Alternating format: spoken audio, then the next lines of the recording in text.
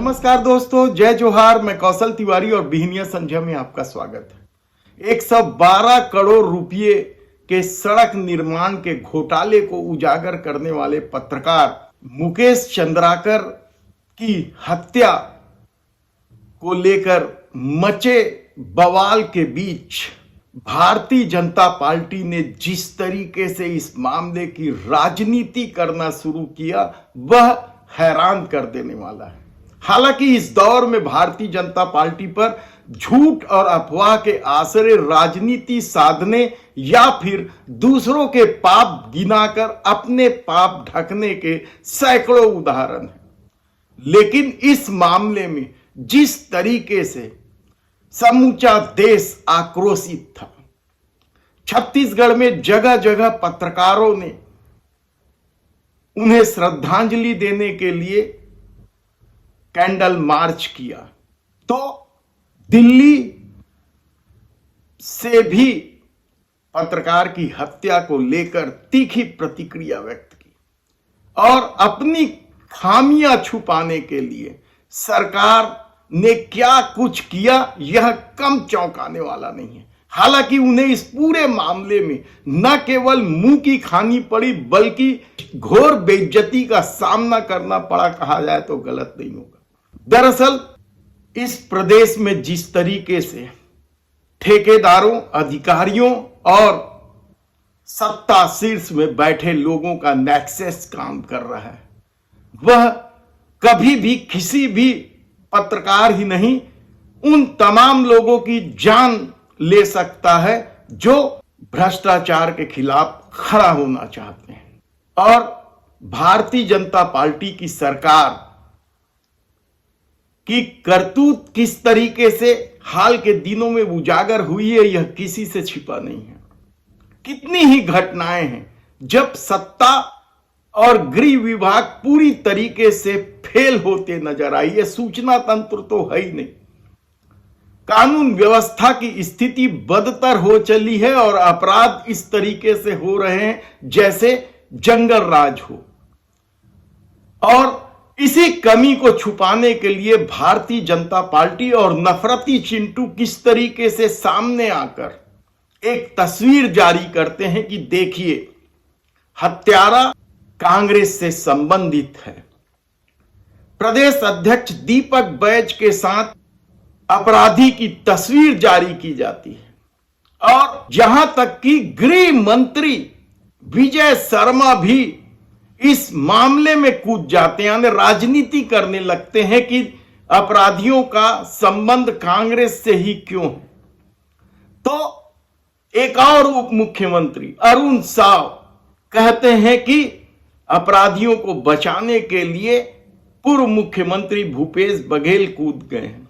लेकिन अपराधी तो अपराधी है। जात धर्म देखकर फैसला या पहनावा, खान पान को लेकर फैसले की बात नहीं है।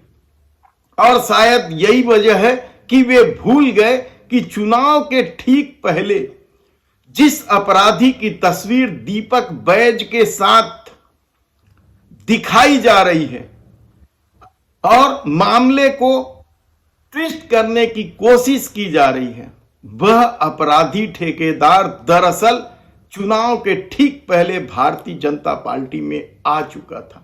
उसे बस्तर के एक नेता ने भाजपा में लाया था और कांग्रेस ने तो भाजपा के प्रहार पर सीधा हमला करते हुए कहा कि मुख्यमंत्री कार्यालय के रजिस्टर देख लिया जाए कि वह अपराधी ठेकेदार कितनी बार मुख्यमंत्री से मिलने पहुंचा।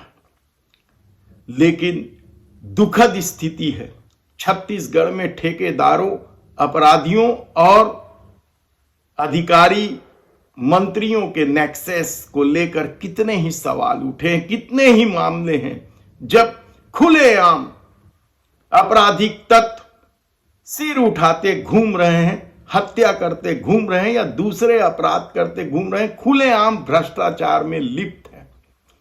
भ्रष्टाचारियों के हौसले कितने बुलंद हैं, उसके लिए यह उदाहरण काफी है कि लखमा ग्राम पंचायत में 5 करोड़ के भ्रष्टाचार की शिकायत की जांच करने पहुंची टीम, तिल्दा पंचायत का मामला है, के सामने ही शिकायतकर्ता को बंधक बना लिया गया। पंचायत भवन के कमरे में ले जाकर जमकर मारपीट की गई। जैसे तैसे शिकायतकर्ता को जांच टीम छुड़ा पाई और थाना प्रभारी कह रहे हैं कि शासकीय कार्य में बाधा की जांच की जा रही है। यानी किस तरीके से सरकार चल रही है। तो दूसरी तरफ बाकायदा परीक्षा देकर शिक्षक बने बीएड सहायक शिक्षकों को निकालने का जो काम किया जा रहा है, क्या वह अंधेरगर्दी नहीं है? लगातार वे आंदोलन कर रहे हैं बीएड सहायक शिक्षक, उन्हें नौकरी से निकाला जा रहा है। उनकी कोई गलती नहीं है, बिल्कुल निर्दोष हैं वे लोग। बाकायदा सरकार के फैसले के तहत परीक्षा देकर सहायक शिक्षक बने। उनकी संख्या 2900 है। अब ये आमरण अनशन पर बैठ रहे हैं, यानी सरकार फैसला ही नहीं कर पा रही। और दूसरी तरफ पत्रकार के हत्या के मामले में राजनीति कर रही है कि वह कांग्रेस का है या भारतीय जनता पार्टी का है। यह किस तरह का खेल है? लगातार बढ़ते अपराध को रोकने की बजाय यदि राजनीति की जाए तो फिर इसे क्या कहा जाए? दरअसल मामला तो यह है कि छत्तीसगढ़ में कानून व्यवस्था बदतर हो चली है, अपराध रुक नहीं रहे हैं, सत्ता में बेचैनी है। गृह मंत्री को हटाएं न हटाएं यह फैसला नहीं हो पा रहा है। और घटना के पीछे यदि कांग्रेस भाजपा तलाशा जाए तो फिर वह नेक्सस कैसे खत्म होगा जो अधिकारी, ठेकेदार और मंत्री मिलकर खड़ा कर चुके हैं। लगातार भ्रष्टाचार की खबरें आ रही। जल जीवन मिशन जैसा महत्वाकांक्षी योजना जो प्रधानमंत्री नरेंद्र मोदी का है, 2 बार समय बढ़ चुका है, हालत खराब है। कितने ही ठेकेदारों के खिलाफ कार्रवाई हो चुकी है।